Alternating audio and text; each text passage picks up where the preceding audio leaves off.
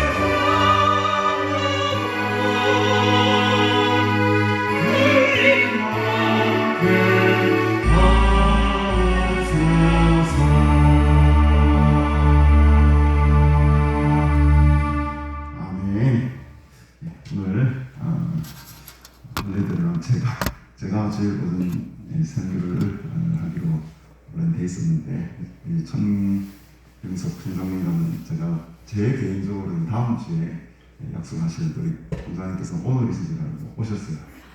어떻게 해야 되겠습니까? 총장님 다시 가십시오. 할 수가 없잖아요. 그래서 제 실수로 이렇게 우리 총장님을 일찍 한 주간 빨리 듣게 되었는데 오늘 이렇게 응원을 해주셔서 감사드립니다.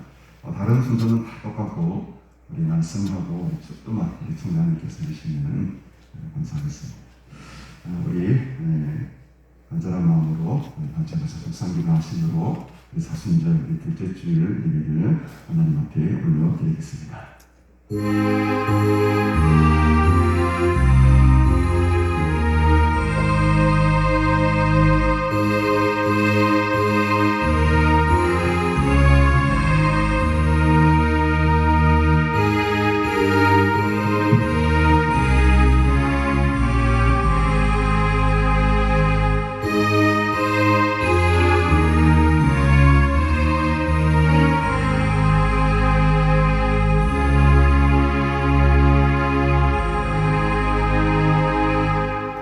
사도신경으로 우리의 신앙을 고백합니다.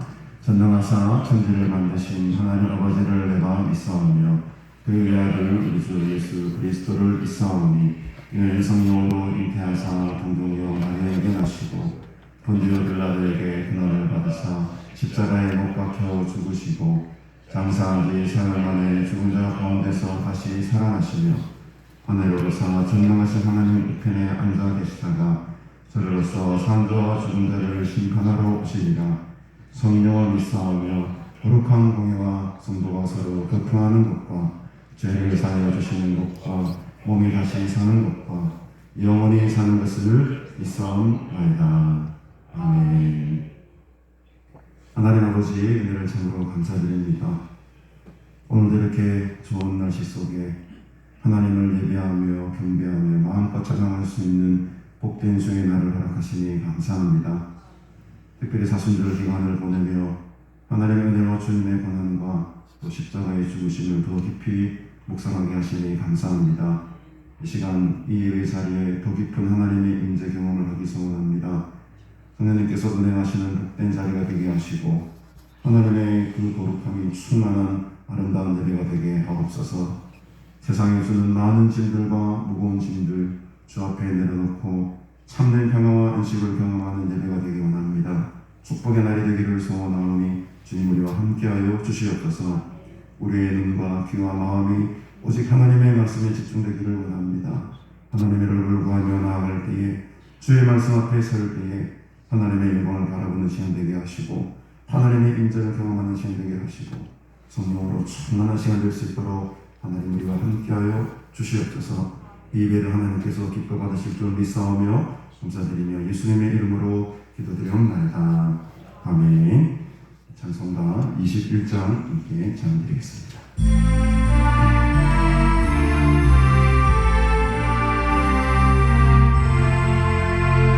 Oh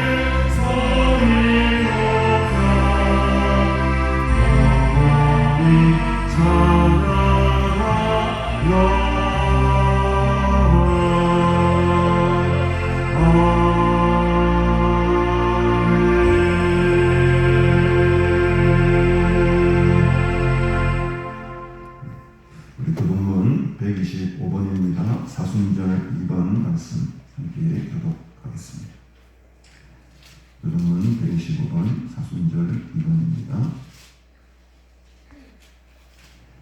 하나님이여 사슴이 시냇물을 찾기에 갈급함 같이 내 영혼이 하나님 곧 살아계시는 하나님을 갈망하나니 사람들이 종일 내게 하는 말이 네 하나님이 어디 있느뇨 하오니 내 영혼아 네가 어찌하여 낙심하며 어찌하여 내 속에서 불안해하는가.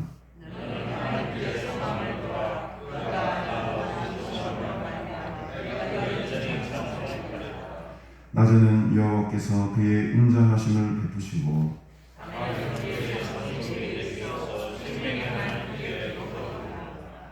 내 간섭이신 하나님께 말하기를 어찌하여 나를 잊으셨나이까.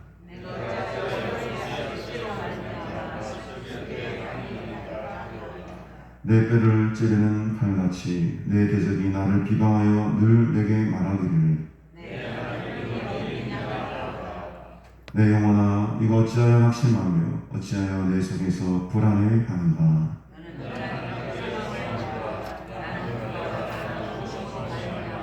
내 하나님을 여전히 찬송하리로다. 아멘.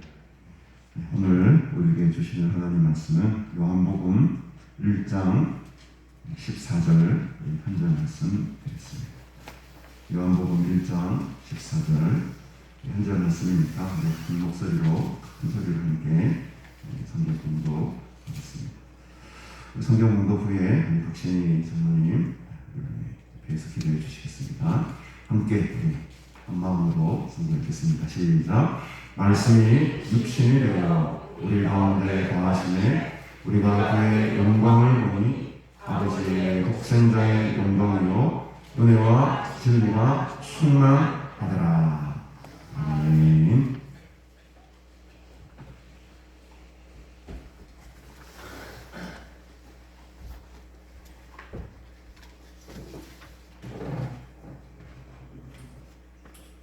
우리를 사랑하시는 주님, 우리를 지키시는 주님, 인도하시는 주님, 이렇게 귀한 예배 자리로 인도하여 주심을 감사합니다.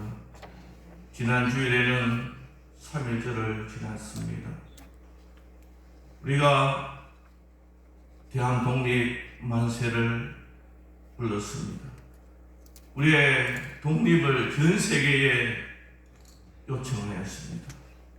많은 교회가 문을 닫고 많은 사람들이 성도들이 잡혀가며 많은 기독교가 박해를 받았지만 그 3.1운동 때문에 26년 뒤에 우리는 해방된 조국을 맞이할 수 있었습니다. 그래서 전 세계에 부끄럽지 아니한 민족이 되었습니다. 하나님, 우리 성도들 이 땅에 살지만 하나님 나라를 사모하며 살게 하였소. 우리가 이 땅에 살지만 하나님의 백성으로 살았소.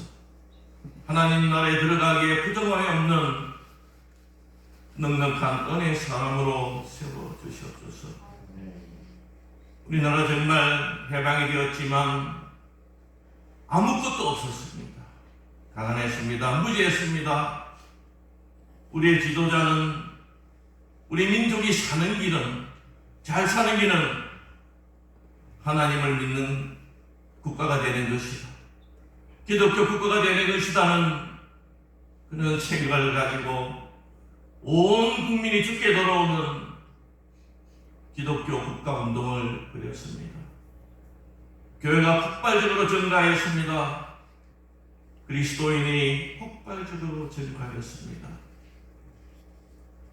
여호와를 하나님으로 인정하는 백성, 하나님의 말씀을 듣고 그 규례와 법도와 명령을 지키는 자는 하나님께서 모든 민족 위에 뛰어나게 하시고 찬송과 명예와 영광을 받게 하리라고 하셨고, 거룩한 백성이 되게 하리라고 하였습니다. 지금 우리는 전 세계가 부러워하는 나라가 되었습니다. 첨단 제품을 수출하는 국가, 중후장대한 제품을 수출하는 국가, 한국 음식, 한국 음악, 한국 문화를 모든 곳에 수출하는 세계가 부러워하는 나라가 되었습니다. 이것은 우리의 역사가 아니고 우리와 함께 하신 하나님의 역사인 줄을 믿습니다.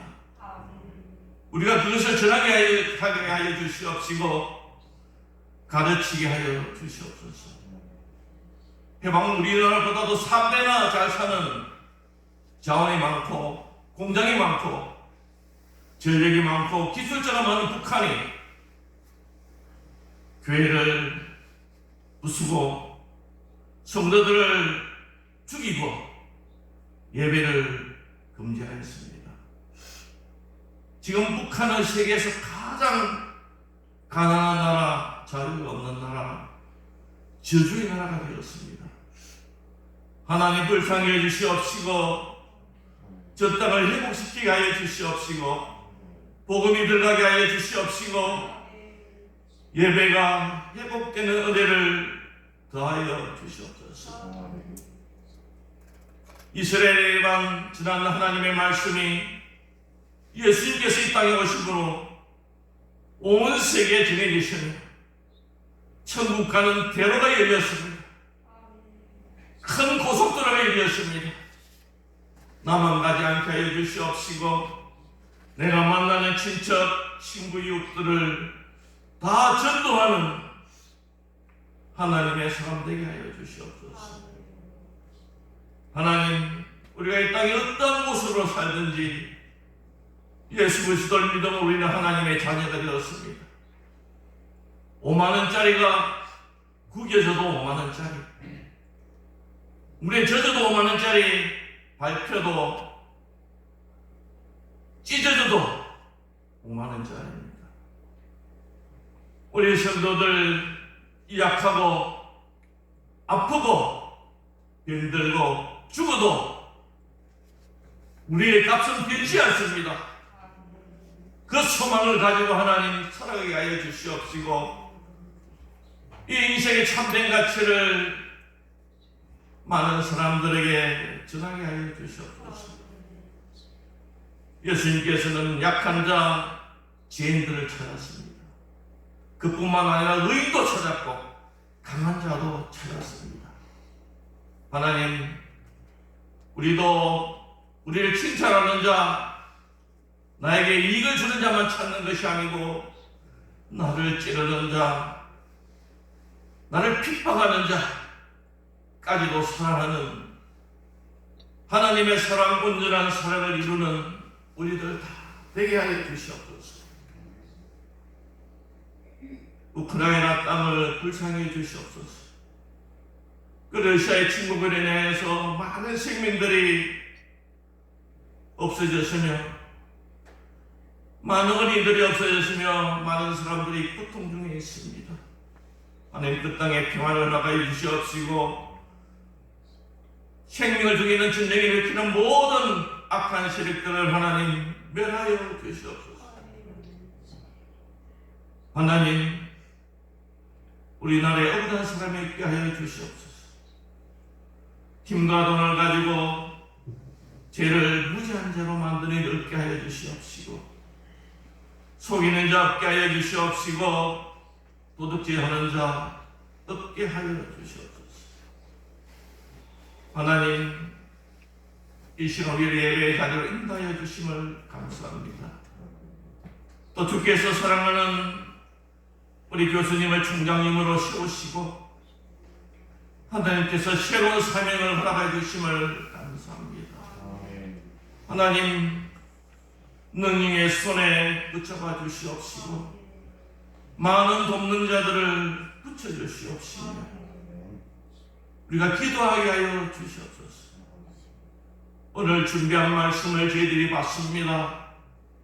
하나님 말씀이 우리에게 더할 때에 우리의 삶이 변하게 하여 주시옵시고 우리의 삶이 예배가 되게 하여 주시옵소서. 우리가 어느 곳에 있든지 어디에서 말을 하든지 예수의 향기가 전해지게 하여 주시옵소서. 예수님께서 낮아지듯이 우리가 겸손히 행하게 하여 주시옵시고 예수님께서 온유하여듯이 우리가 만나는 모든 사람들에게 예수님의 온유를 품게 하여 주시옵소서. 하나님, 이 예배를 주장하여 주시옵소서. 우리가 드리는 찬양과 기도와 헌금뿐만 아니라 우리의 온 몸과 영혼이 주님께 드려지는 참된 예배의 자리로 인도하여 주시옵소서.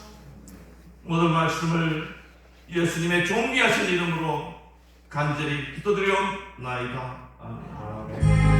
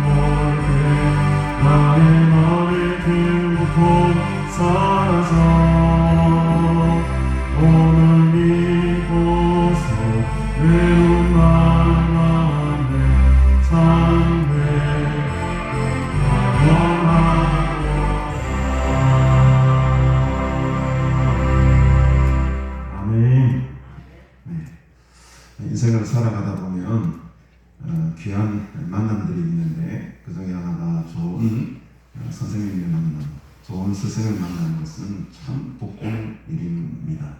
제가 한 50 인생을 살아왔지만 많은 선생님들을 만났지만 그 중에 한 3분 정도가 제 마음속에는 담아 있었거든요. 초등학교 때 선생님 한 분, 고등학교 때 선생님 한 분, 또 제가 신대원 와가지고 신대원에서 만난 우리 총장님 이렇게 3분이 제 인생에 지대한 큰 영향력을 미쳤다고 해도 과언이 아닐 것입니다. 초등학교 선생님은 저의 인격을 형성시키는데 큰 좋은 영향을 미치셨고, 고등학교 때 선생님은 수도 없이 많이 맞아가지고 이길 수가 없어요. 그분은 뭐 좋은 영향을 미친 게 아니고 되게 아주 안 좋은 영향력으로 기억되는, 그러나 그 매가, 그 사랑의 매가 저를 또 성장시키는 좋은 선생님 되셨고, 어제 다 잘하고 세상을 여러 가지 경험을 하고 신대원 첫 발을 내디뎠을 때 처음 만난 우리 스승이 우리 전병석 교수님이세요. 제가 1학년 때 못 모르고 창조론이라는 수업을 들었는데 과감하게 그때는 겁도 없이 들었죠. 교수님 수업이 너무너무 어려운 거예요. 도대체 그게 무슨 말인지 몇 번을 읽어도 모르겠고 그런데 그 어려움 속에 오히려 도전정신이 발동이 되더라고요. 그래서 더 학문의 탐구를 깊이 하고, 또 제가 신대원 졸업하고도 THM을 올라가셔서도 또 많은 논문도 지도해 주시고 참 오랜 세월 저와 함께 제가 많은 것을 배웠는데, 안타깝게도 제가 지금 통합측 목사가 되었더라면 좋았을 뻔했는데 또 교단을 좀 옮겨가지고 지금 저는 고신이지 않습니까? 고신 가서 다시 공부하고 그 과정 속에 우리 교수님과의 관계가 조금 소원해졌어요. 멀어졌었는데 얼마 전에 제가 우리 장 교수님 총장하셨다는 이 기쁜 소식을 듣고 제가 얼마나 마음이 기쁘고 반가웠는지 모르겠습니다. 그래서 원래는 다음 주에 제가 모시는 걸로 알고 있었는데 오늘 오셨어요. 그래서 이것도 하나님의 뜻이고 섭리인 줄 믿습니다. 우리 교수님 참 저와 바뀌고 어려울 때에 함께 시절을, 어려울 때의 동지가 오래되더라고요. 아픔과 슬픔 함께 나누었던 우리 스승과 제자의 관계인데 오늘 이렇게 특별히 모시게 돼서 제가 너무 감사드리고, 또 오늘 사모님을 같이 오셨습니다. 제가 원장 취임할 때 사모님 넥타이를 선물해 주신 게 있어요. 기억나실지 모르겠지만 보라색 넥타이가 있습니다. 그거를 제가 항상 바라보면서 우리 사모님을 제가 스키도 할 때마다 오늘 다음 주에 제가 그 넥타이 하려고 했거든요. 너무 감사해요. 이게 참 어쨌든 간에 그것도 하나님 뜻인 줄 믿고, 오늘 우리 총장님 요한복음 1장 14절 말씀으로 그의 영광을 보니 라는 그냥 제목의 말씀으로 여러분에게 말씀을 선포하실 큰 은혜 되시기 바랍니다. 제가 오늘 2시에 세교로교회 임직식 축사를 가야 됩니다. 혹시 총장님 휴를 받으셔가지고 1시간 넘게 설교하실까봐 미리 좀 말씀드리면 12시 정도까지는 맞춰주셔야 됩니다. 네, 너무 죄송하지만 우리 예배 시간에 포함 12시간 10분 정도 마치기 때문에 그 정도까지 말씀해 주시면 감사하겠습니다. 우리 총장님 나오실 때 큰 환영의 박수를 한번 보내주시기 바랍니다.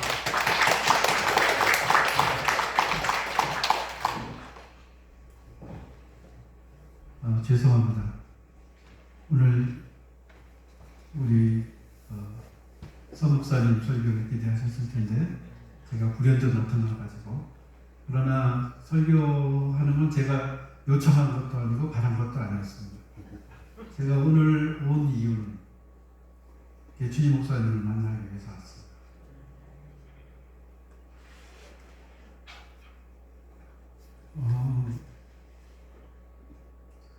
코로나 때 20년이죠. 영원 적절한 조치를 받지 못해서 그렇다고 생각합니다. 그러나 하나님의 손에 사람의 책임이 달려있으니까 어떻게 할 수는 없지만, 제가 불현듯 중요하게 됐어요. 아마 우리 학교 역사를 아시는 분은 제가 총장이 된다라고 하는 건 상상을 못했을 거예요. 그런데 총장이 됐을 뿐만 아니라 만장일치를 했어요. 이것은 무슨 뜻이냐? 제가 그 학교가 어려울 때 신학 개혁 선언문을 학생들이 요청을 했어요. 교수들이 몇 명 작업을 하자 했는데 제가 그 선언문 기초를 했습니다. 그대로 통과가 됐고 그것을 학생들에게 발표가 됐는데 그 선언문을 쓸 때 일주일을 이 산에 이동하면서 저쪽 조그만 방을 얻어서 그걸 작성한 기억이 있습니다. 그런데 그 기간 내에 그 이전부터 그 이후까지 배주인 목사님은 가장 용감한, 가장 정직하고 가장 순결하게 하나님의 뜻을 지키셨어요.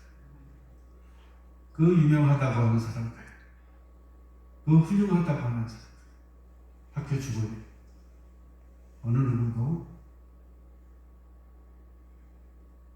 하나님 말씀 앞에 곱게 서지 못했다. 그런데 배치인 목사님은 그게 제일 큰 추억, 용기, 정의로움. 그런데 그런 말미암아 가까워졌는데 얼마나 사랑이 깊으신지, 얼마나 부드러우신지 개인적으로 정말 존경하고 사랑하고 보고 싶고, 그래서 정말 됐다는 소리를 듣자마자 제일 먼저 이분의 음절을 고치드려야죠. 이거 죄송합니다.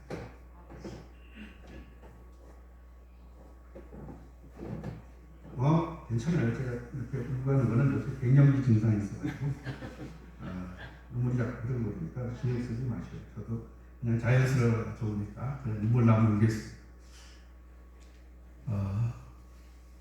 목사님을 생각할 때 하나님의 뜻이 어떤 형식을 통해서, 어떤 과정을 통해서 드러나는가 하는 것을 분명히 느낄 수가 있어요.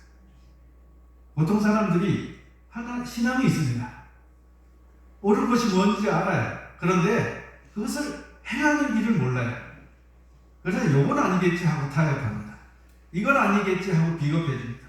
물론 무조건 지혜에 이롭지 못하게 절신해서는 안 되겠죠. 그러나 이분은 늘 밝은 하나님에 대한 신뢰로 어려움을 헤쳐나오시던 분이었고, 그런 면에서 저에게 큰 가르침을 주신 겁니다. 물론 학교에 오셔서 공부를 하셨기 때문에 제 제자입니다. 그런데 제 스승이에요. 우리 소정은 목사님도 저한테 DH 논문 쓴 학생 중에 제일 탁월하게 썼어요. 어거친 이야기를 가지고 썼는데 어떻게 그렇게 단시일 내에 그런 깊이 있는 글을 썼을까 할 정도로 똑똑하고 무엇보다도 성품이 부러워요. 성품이 부러워요. 이렇게 국이 먹고 밝고 밝은 신뢰를 가지고 하나님을 대하는 이 무거운 기도원 분위기에 어울리잖아요. 그래서 영성이 맑아서 고통당하고 어려운 사람들이 격려와 위로와 밝은 빛을 보고 그들의 삶과 세계를, 현실을 다르게 이해하고 대척해 나갈 수 있는 모범이 되지 않을까 해서 이 가나안 수양가는 세상에 없는 수양가입니다. 그렇기 때문에 하나님께서 지키시고 밝은 빛 가운데 늘 번성하리라고 믿습니다. 오늘도 대부분 가족들이 이 수도 기도원을 섬기는 가족들이 예배부는 모임이어서 이렇게 나 안 해도 돼. 오늘은 목사님은 근데 괜찮습니다. 그래서 그냥 말씀을 들고 섰습니다. 그런 마음과 또 예기에 의해서 말씀을 전하는 것이지만 하나님 말씀 앞에는 엄중해야 되니까 그대로 찾아서 말씀의 본문을 이해하는 것을 통해서 은혜를 나누고 그렇게 하겠습니다. 오늘 본문을 보면 우리가 이 본문에서 눈에 확 들어오는 것이 있을 거예요. 우리 학교가 이것을 교훈으로 하고 있습니다. 그래서 거기 이 본문을 통해서 어디를 집중하냐면 은혜와 진리, 은혜와 진리 개념이 좋잖아요. 은혜하고 진리하고. 은혜는 하나님께서 거저주시는 것. 진리도 본래는 하나님께서 거저주시는 것입니다. 그거는 헬라어 그 원문으로 하면 알레테이에, 그런 열려서 그 아는 우리의 한계를 깨쳐서 열어서 보여주신다 하는 게 알레테이아 진리라고 하는 원래 개념입니다. 그런데 이것이 라틴어로 되면서 이 언어가 담긴 뜻이 달라집니다. 그것이 우리가 요새 쓰고 있는 진리 개념이에요. 그거는 사물과 개념의 일치, 행동과 말의 일치. 그래서 우리가 생각하는 것이 그대로 현실로 드러나는 것과 얼마큼 부합하느냐에 따라서 그게 진리다, 아니다, 그렇잖아요. 참된 이치 이렇게 얘기할 때 진리 이렇게 얘기하는데 원래 뜻하고 다르지만 아무튼 그것은 지식. 우리가 공부를 왜 많이 하려고 합니까? 뭔가 삶에서 자신의 꿈을 이룰 수 있는 능력이 커지기 위해서 하는 것이죠. 그래서 지식이라는 말과 비슷하게 진리를 이해합니다. 그래서 은혜, 하나님께 주신 진리, 우리의 삶에 있어서 가장 중요한 표준, 이 두 가지를 가지고 있으면 우리가 행복하다, 이렇게 이해하려고 아마 은혜와 진리입니다. 그런데 이 말씀을 더 깊이 이해하려면 은혜와 진리가 동시에 충만한, 모순 없이, 갈등 없이 잘 조화되고 넘치도록 풍성한 그런 사람, 그런 공동체, 그런 역사 보기가 어렵습니다. 그 뒤에 본문이 충만하더라. 우린 다 미숙한 것을 봐요. 모자라는 것을 봐요. 아쉬운 것을 봅니다. 그래서 어떤 사람은 은혜가 가득하고 넘치는데 좀 일반적인 합리성이 떨어져요. 삶의 지혜에 있어서 좀 억측이 많아. 어떤 사람은 상당히 해박한 지식을 가지고 있어. 근데 은혜가 없어. 우리 그런 갈등을 많이 해요. 근데 이것들이 우리 현실에는 경험을 하게 되면 충만하지 않아. 그래서 충만하다라고 하는 그 말씀을 우리가 좀 집중해서 더 볼 필요가 있습니다. 그런데 이 말씀을 가만히 보면 더 중요한 게 뭐냐? 우리가 무엇을 보느냐 하는 게 굉장히 중요합니다. 이것을 요새 철학 용어로는 시각의 헤게몬이라고 합니다. 보는 게 믿는 거예요. 특히 칼라 시대가 되고, 우리 옛날에 저 어릴 때도 그렇지만 나이 드신 분들은 까만 텔레비전, 흑백 TV를 보고 영화도 흑백으로 그때 찍는 시대가 있었어요. 그런데 그게 칼라가 되면서 엄청나게 화려해졌죠. 모든 곳에 색깔을 입히고 당연하게 색이 있는 것처럼 그렇게 됐죠. 그렇기 때문에 우리의 보는 관점이나 시각과 생각과 습관과 문화와 건물, 디자인 이런 것들이 많이 달라졌어요. 보는 것이 세상을 다르게 만듭니다. 무엇을 보느냐? 이것이 압도적인 거예요. 그래서 5가지 감각이 있다고 그러지 않습니까? 먹는 거, 보는 거, 냄새 맡는 거, 듣는 거, 느끼는 거, 이게 다 있어요. 그런데 전부 보다는 말을 붙여요. 맛을 보다, 들어보다, 또 경험해보다, 느껴보다. 아니 왜 보다라는 말 써요? 이 보다라고 하는 것이 가장 직접적이기 때문에 보는 것이, 그런 모든 오감을 사람에게 느끼는 그런 감각 단어를 다 쓰더라도 보다라는 말을 써야지만 그것이 딱 와닿는 거예요. 그래서 그게 시각의 헤게몬, 시각이 지배적이에요. 보는 것이 지배적이에요.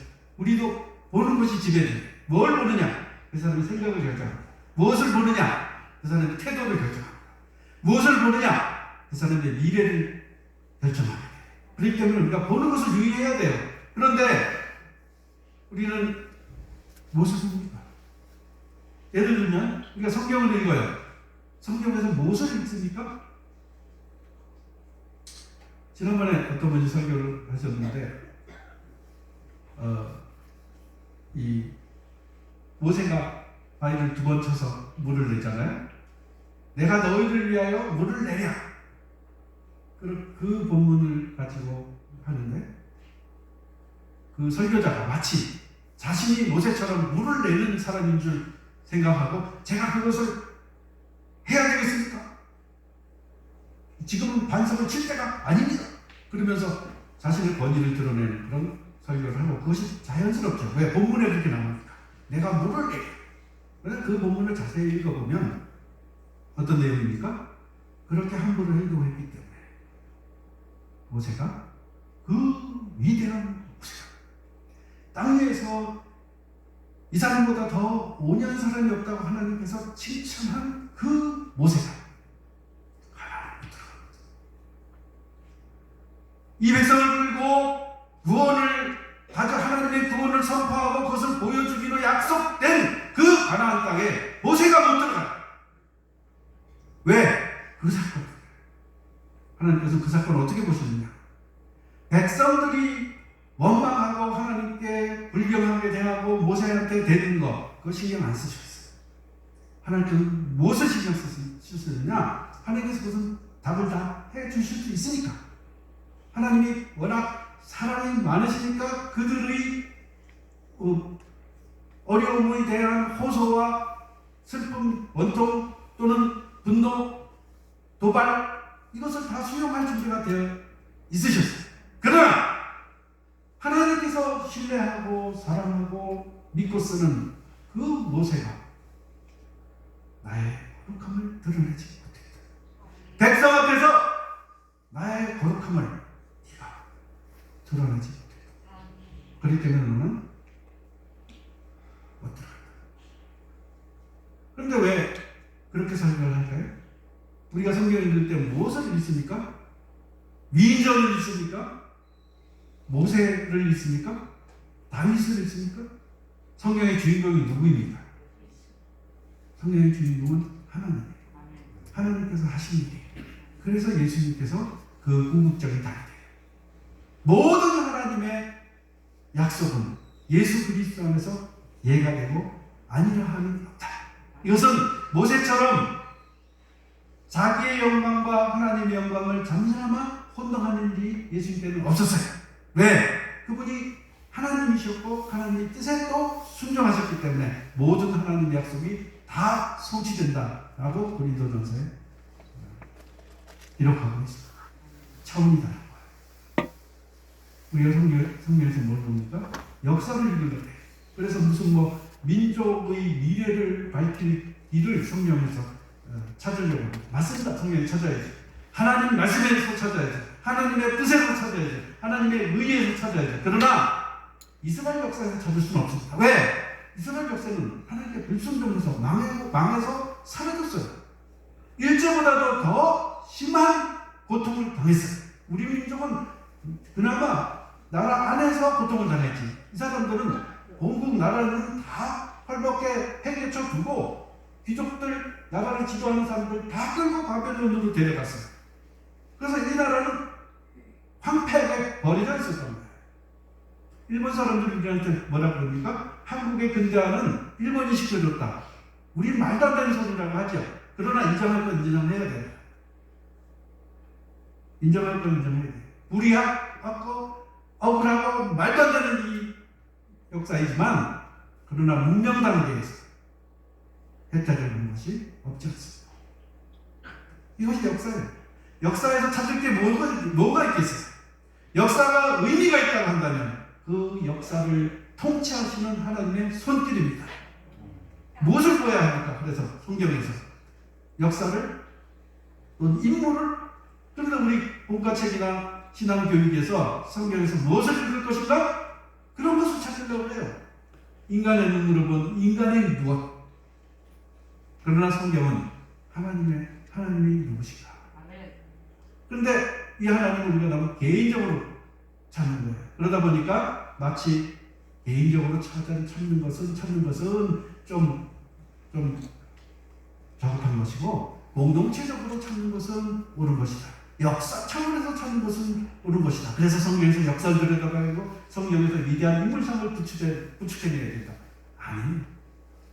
베드로도 얼마나 예수님께 꾸준히 듣습니다.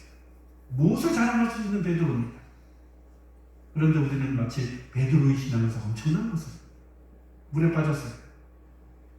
예수님이 우리로 오라라고 말씀을 듣고 들어갔어요. 물에 빠졌잖아요. 그래서 예수님 뭐라고 말씀하셨어요? 믿음이 없기 때문에 물에 빠진 것이다. 그 본문이 베드로의 용기를 묘사하기 위한 본문입니까? 예수님이 구원하는 능력이 있다라고 하는 것. 그리고 이런 다현실적이고 실수자라는 베드로조차도 받아서 자신의 사역을 위해서 용납하시고 쓰신 말. 내 칼을 집에 꽂으라. 예수님 뜻이 아니었잖아요. 그 귀 벤 거. 그런데 예수님께서는 그거 용납하십니다. 그리고 마지막에 부활하시고 다시 찾아오셔서 Do you love me? 나를 사랑하냐. 끝까지 사랑하셔요. 만약에 베드로의 초점을 맞추면 너무 하자마는 제자예요. 너무 하자마는 제자. 바울이 훨씬 낫죠. 근데 바울은 제자 반역이 아니에요. 바울은 예수님 부활하신 나중에 제자. 그래서 자신은 자랑할 게 없는 그런 사람이라고 미리 이야기하고 선교하고 복음을 전해. 사나 죽으나 주께서 나를 통해서 영광 받으시기를 바라는 그 자세가 바울에게 기본적으로 되어 있어요. 성경에서 무엇을 이야기합니까? 내 삶의 역사에서 무엇을 읽어야 합니까? 난 참 재수가 좋아서 큰 그런 거 읽어야 됩니까? 내 삶은 너무나 비참해서 고난해서 그냥 죽을 때까지 자기 연민의 사람 앞에서 살아야 합니까? 내 삶을 통해 하나님께서 어떻게 영광을 받으시는가 하는 데 초점을 맞추는 것을 훈련해야 합니다. 그럴 때 나도 모르게 나의 삶의 등급이 높아지는 것, 하나님께서 높여주시는 것이지, 내가 나를 수련하고 내가 나를 판단하고 내가 나를 가꾸고 내가 결심을 대단하게 하고 내가 훈련을 공부를 그래서 나를 치장한다고 해서 막상 거짓이 될 수 있습니다. 하나님께서 높여주셔. 그럼 하나님께서 어떻게 높여주시느냐? 내가 무엇을 보느냐. 그것이 굉장히 중요해요. 오늘 본문을 다시 보십시오. 우리가 보니 이렇게 되어 있습니다. 보니 은혜와 진리가 충만하더라. 은혜와 진리가 충만한 것을 본 거예요. 그러면 그 보는 것이 무엇입니까? 그의 영광을 보는.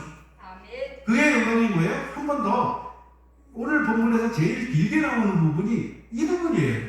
은혜와 진리가 충만하다고 하기보다도 그의 영광을 보니 아버지의 독생자의 영광이에요. 이 영광의 수준이 뭐냐? 이 영광의 내용이 뭐냐? 그것은 하나님의 인간을 사랑하시고 구원하시려고 하는 그 현실인 거예요. 인간적인 현실이 아니에요. 우리가 꿈꾸던 현실이 아니에요. 우리가 상상할 수 있는 현실이 아니에요.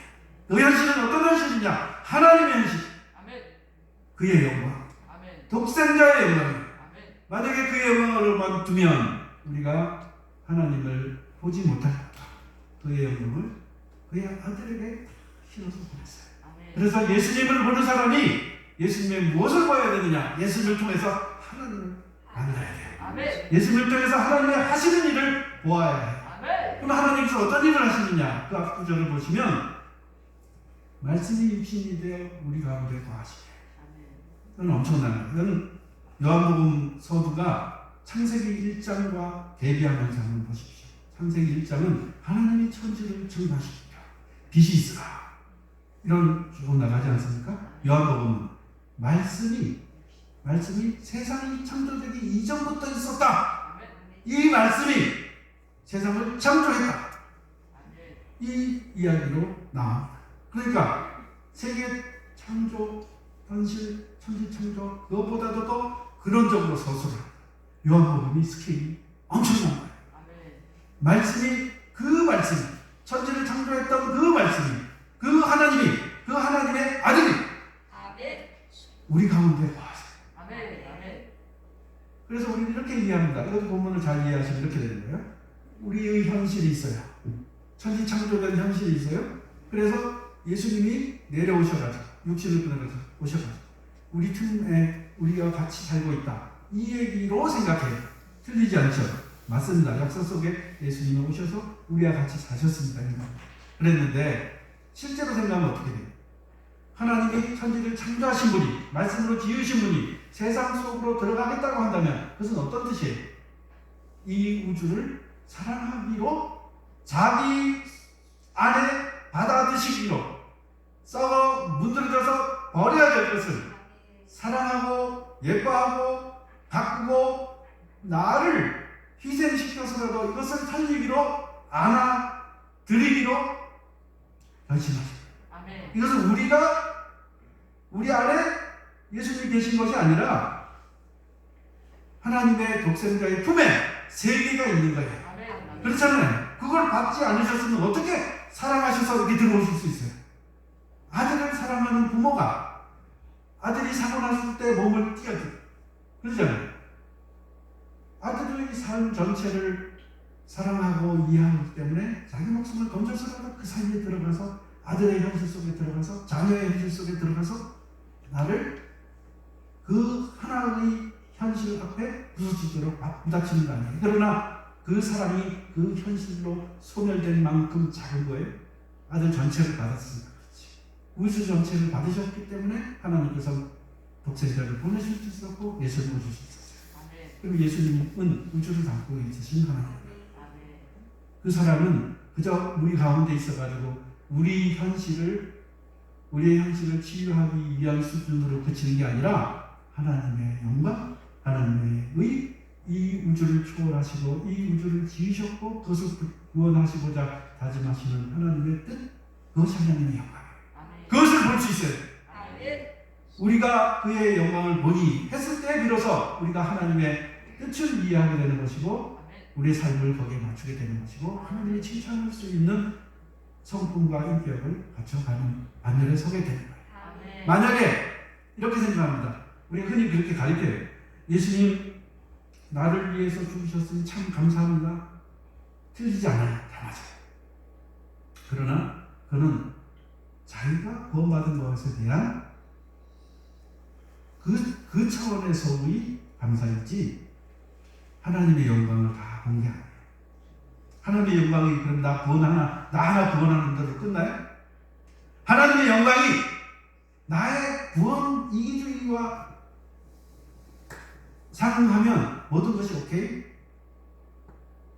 하나님은 나뿐만 아니라 다른 사람도 똑같이 사랑하시고 나뿐만 아니라 그가 지으셨던 풀, 새, 돌, 나무, 공기, 자연, 사람, 동물, 모든 존재하시는 그가 만드시고자 하셨던 모든 생물체와 무생물체와 보이는 것과 보이지 않는 것을 사랑하신 거예요. 거기서 하나님의 영광이 빛나요. 그렇기 때문에 금정산에서 이렇게 이 좋은 햇살을 비추는 자연을 바라보면 하나님을 향한 찬송이 나오는 거 아닙니까? 어떤 훌륭한 사람을 보면 그 사람의 성품과 인격 때문에 하나님을 찬양하게 되는 것이에요. 그때 비로소 하나님께서 영광을 받으신 거예요. 그래서 예수님께서 세례받으러 올라가시고 세례받으시고 우리로 나오실 때 내가 기뻐하는 아들, 여러분 모두 내가 기뻐하는 이름을 자기 이름을 불러보세요. 내가 기뻐하는 병사다. 하나님이 기뻐하는 그게 소원이에요. 저는 총장이 된 마음이 하나도 없어요. 제 이야기로 돌아가는 것이 부끄러운 얘기인데 교수는 충분해요.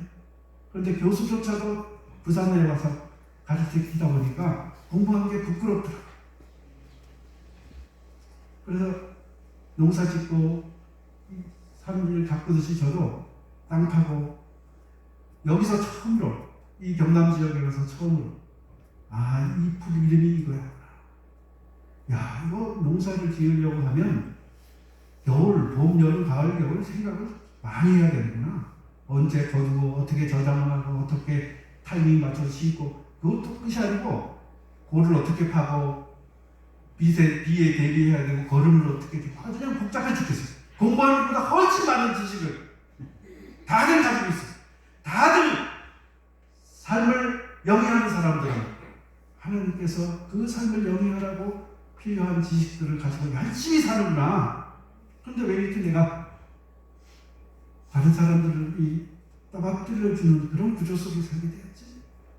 예수님께서는 그런 거 하나도 없이 모든 사람은 다 다른 사람을 위해서 자기를 내어주는 그런 방식으로 살아갑니다. 나를 따라오려고 한다면 자기를 버리고 자기 십자가를 지고 나를 쫓을 것입니다.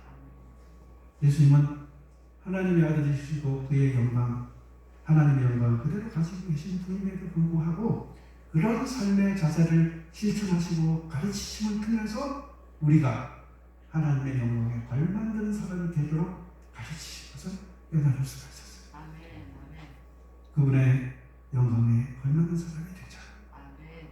그렇게 가르치려고 합니다. 저도 학생들에게. 그래서 첫 취임사 할 때 행복한, 거룩한, 그리고 창의적인 그런 학교가 되자. 그런 사람이 되자. 근데 그것을 쉬운 말로 하면 밝은 사람.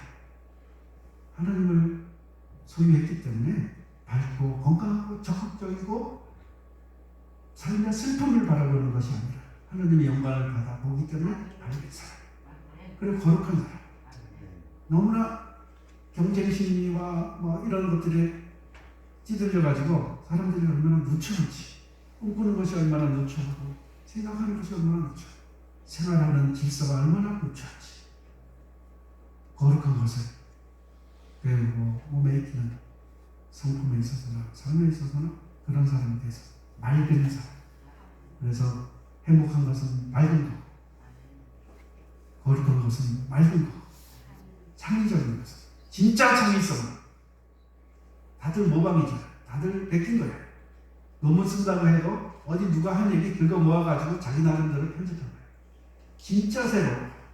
그것은 하나님으로부터 오지 않겠습니까? 하나님께서 주시는 기회, 하나님께서 인정하시는 성, 그걸 가지고 힘있게 적극적으로 생활하다 보면, 맑고 맑게 생각하다 보면 그게 창의적이고 창조적인 삶을 갖고가게 되는 거죠. 사람들이 정해놨습니다. 뭐 과장, 부장, 무슨 뭐 이사, 뭐 상무, 전무 이런 식으로 성공하는 것에 대한 표준을 정해놨어요. 그게 무슨 성공이에요?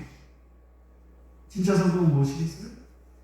하나님께서 기뻐해 주시는, 인정해 주시는 사람이 되는 거예요. 그렇기 때문에 세상 어떤 것도 두렵지 않아요. 때로는 하나님을 위해서 땀과 눈물뿐만 아니라 목숨까지도 기꺼이 드러낼 수 있는, 어차피 죽을 목숨이네.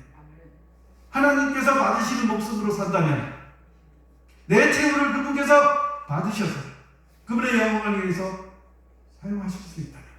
바울이 그래서 고백한 거예요. 아니겠습니까? 사나 죽으나 내 몸에서 하나님께서 영광 받으시기를 바랍니다. 그러면 내가 누구를 두려워하겠느냐? 사망이냐? 핍박이냐? 고난이냐? 매냐? 빈곤이고 가난한 거냐? 무엇이 나를 사랑하시는 그 하나님의 손길에서 나를 끌어낼 지킵니까? 그게 다 바울 얘기 아니에요? 바울의 신앙 고백이잖아요. 어디서 그런 것이 생기겠습니까? 그런 고백부터 온다고 생각을 합니다. 그래서 오늘 본문에 우리가 그의 영광을 그것을 늘 추구하시고 바라보시고 그 관점에서 현실을 해석하시기 바랍니다. 만약에 현실로만 바라보고 접근하면 현실 이상으로 나가지 못합니다. 왜? 현실 안에서 목표를 찾을 거 아니에요. 현실적 대안을 구할 거 아니에요. 그러면 현실 안에 있습니다. 궁극적 대안, 현실을 넘어설 수 있는 대안, 그 대안은 우리의 머리로부터, 역사로부터, 경험으로부터 오는 것이 아니라 하나님으로부터 옵니다. 하나님의 말씀으로부터 옵니다. 그 말씀을 읽을 때 하나님의 지혜가 우리의 지식을 자극하고 깨뜨리고 그분의 진리를 우리에게 비춰주십니다. 내가 길이요 진리요 생명이 그것을 듣고 우리의 삶을, 현실을 조망하게 됩니다.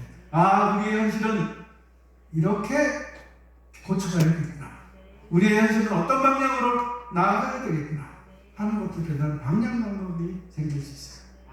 이 시대는 20세기, 21세기, 18세기 이후로 인문학적인, 인간학적인 생각이 보편적인 역사 속에 침투된 그 다음에 인류는 눈이 멀어버렸어요. 하나님의 거룩함을 보는 시력을 상실했어요. 보기는 보아도 보지 못한다.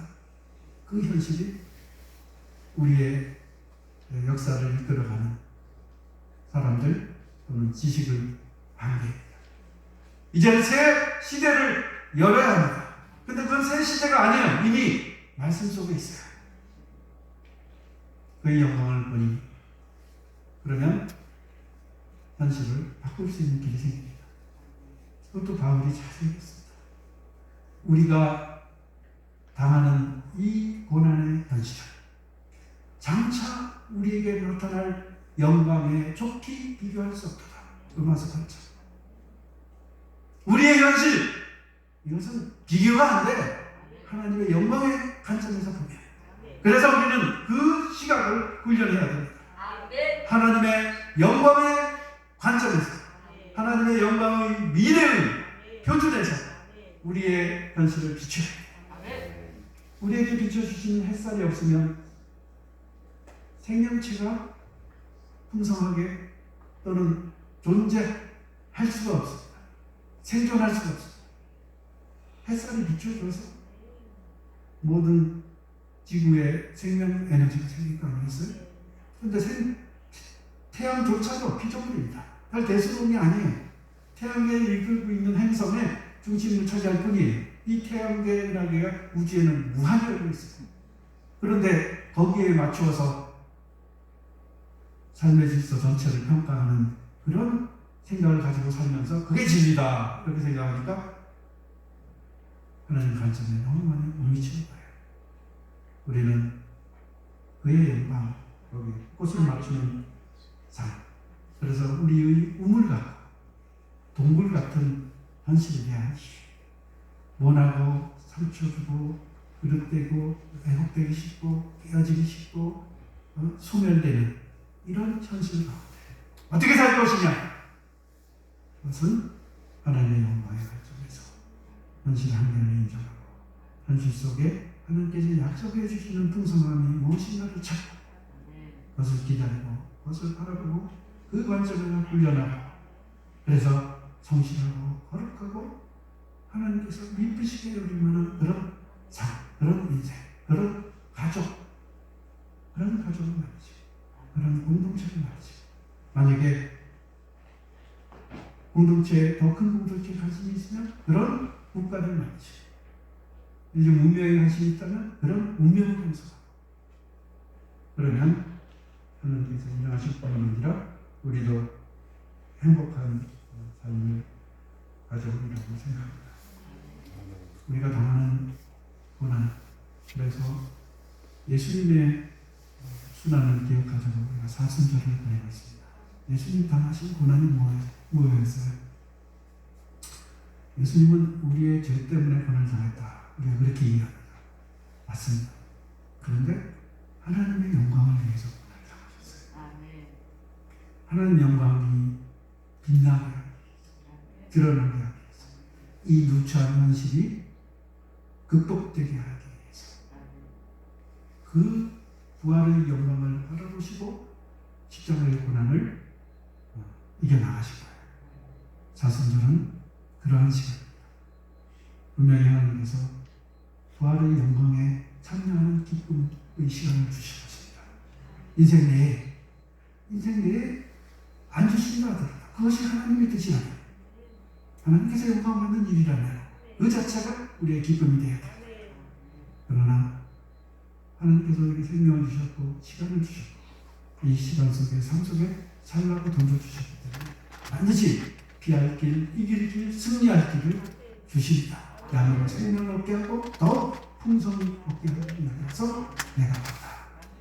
그분이 얼마나 애타게 눈물을 흘리면서 이 백성의 공고함을 바라보실지 몰라요.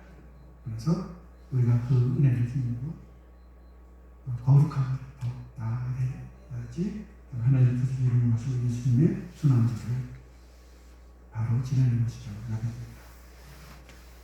우리가 그의 영광을 보니 이 말씀을 새기시고 순환문서를 잘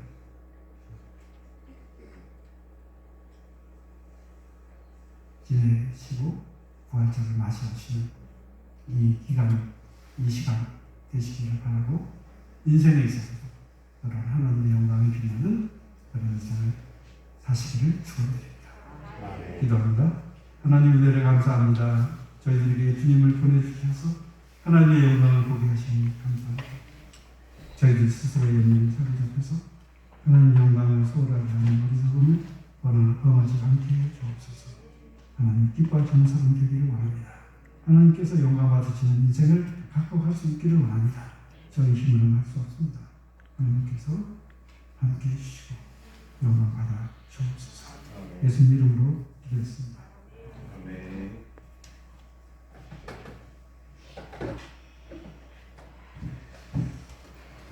오래간만에 또 제 마음이 좀 뜨거워지는 것 같습니다.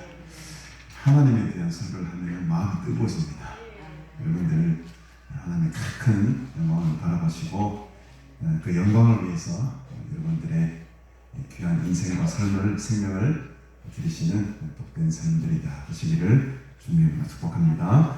오늘 말씀을 우리 기억하시면서 우리 323장 부름받아 나선 몸 어디든지 가오리다. 하나님의 영광을 위해서 어디든지 주님의 말씀에 순종하며 살아가기로 결단하시면서 찬양 부르심에 함께 헌금으로 예물로 드리는 시간 가지도록 하겠습니다.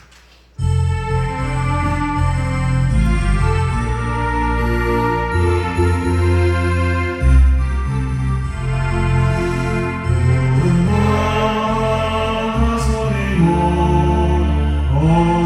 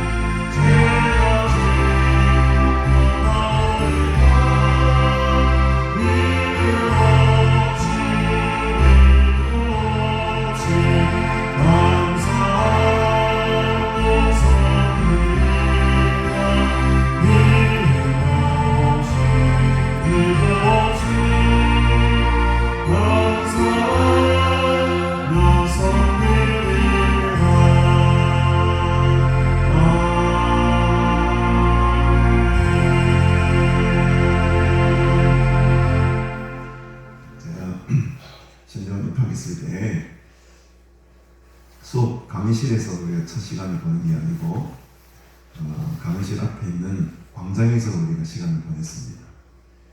강의실의 문을 걸어 잠그고 학교에 이런 어떤 사태에 대해서 함께 기도하며 비가 오나 바람이 부나 그 봄 좋은 날에 그 광장 앞에서 자리를 깔고 함께 기도했던 시절이 떠오르게 되네요.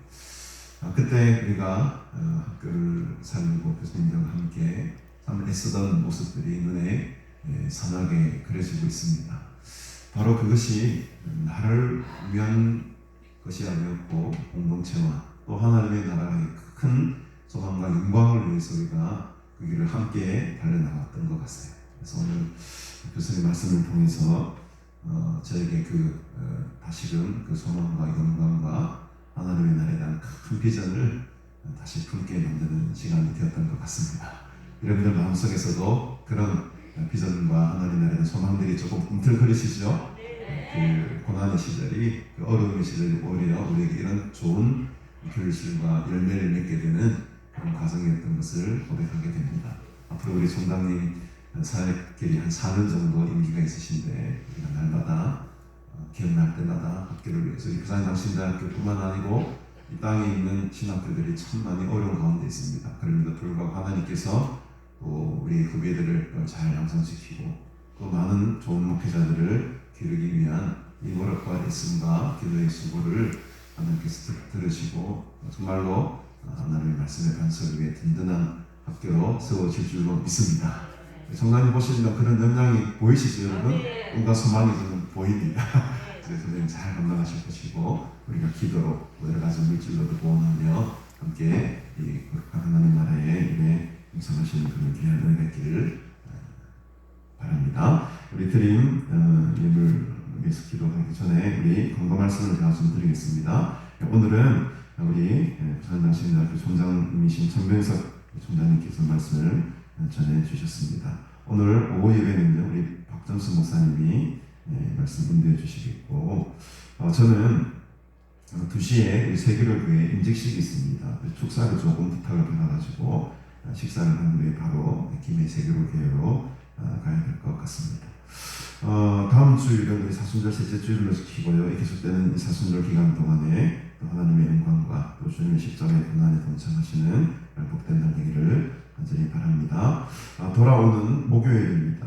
우리 북구 기독교연합회 제가 부서기로 섬기고 있는데 일요일 수레를 좀 떠나게 되었어요. 목요일에 제가 하루 자리를 조금 비울 것 같습니다. 잘 다녀오시도록 여러분 기도해 주시고요. 우리 내일부터 우리 또 서울 주사랑교회 김승진 목사님 오래간만에 모셔서 한 주간의 성회를 인도해 주시겠습니다. 네? 이원가 왜 승진을 들나? 이의원 목사님이죠? 3월 13일이 아니고, 네. 웅이가 좀 이게 지금 전화가 보니까 많이 헷갈리는데, 저도 헷갈려버렸습니다. 큰일 날 뻔했네. 이의원 목사님, 동탄 생명나무교회 오셔서 한 주간 성회 인도하시겠습니다. 우리 매주 월요일마다 오시는 우리 공명열 목사님, 큰아들 우리 공주원 군이 돌아오는 토요일 오후 2시에 결혼식이 있습니다. 우리가 다 가지는 못하시겠지만 그 공 목사님 만나뵈면은 아들 결혼 축하한다고 꼭 내일 오시나요? 내일 월요일 오십니까? 내일 누구지? 내일은 서영태 목사님이신가요? 그러면 결혼식 지나고 그 다음 주 월요일 날 오시겠네요. 공 목사님 뵈면은 축하의 말씀을 또 잘 전달해 주시기를 바랍니다. 그 외에 광고는 또 제가 다 드리는 것 같아요. 오늘 이렇게 말씀 전해주신 우리 총장님 너무 감사드리고요. 또 이렇게 드린 예물을 위해서 우리 총장님께서 함께 나중에 축도하시기 전에 드린 예물을 기도해 주시고 축도하는 시간 가지도록 하겠습니다. 우리 이 시간 다 같이 일어서셔서 우리 주기도문 635장 부르시고 이렇게 예배를 하도록 하겠습니다.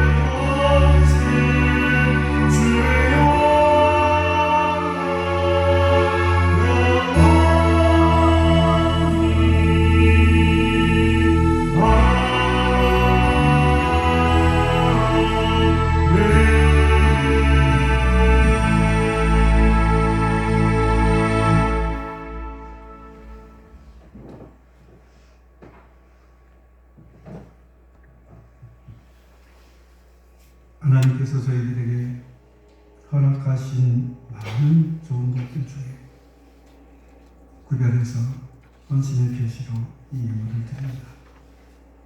하나님께서 받으셔서 기뻐하시는 곳에 잘 사용되게 하시고 저희들도 바쳐진 존재인 것만큼 저희들도 하나님 기뻐하시는 곳에 우리의 성품, 우리의 언어, 우리의 재물, 우리의 삶의 에너지가 온전히 받쳐져서 귀하게 사용되어질 수 있기를 또한 소원합니다.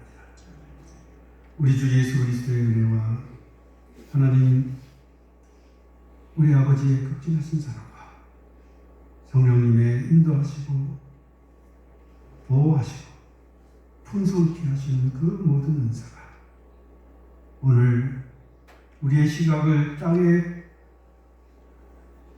종속시키지 아니하고 하늘의 비밀한 하나님의 영광을 바라봄으로 말미암아 이 누추한 현실이 아름답게 하나님의 현실로 바꾸어지는 경험을 맛보고자 다시금 믿음을 새롭게 하고자 다짐하는 여기 모인 모든 믿음의 권속들 위해 그리고 이 가나안 수양관을 통해서 모든 하나님으로부터 멀어지고 하나님을 믿다가 공고해진 피폐해진 모든 심령을 치유하고 거룩한 성품으로 다시 태어나고자 하는 모든 귀한 사역들 위해 이 사역을 위하여서 중심을 다해서 섬기는 귀한 가나안 교회 가족 권속들 머리 위에 영원히 함께 하실 줄을 간절히 축원하옵나이다.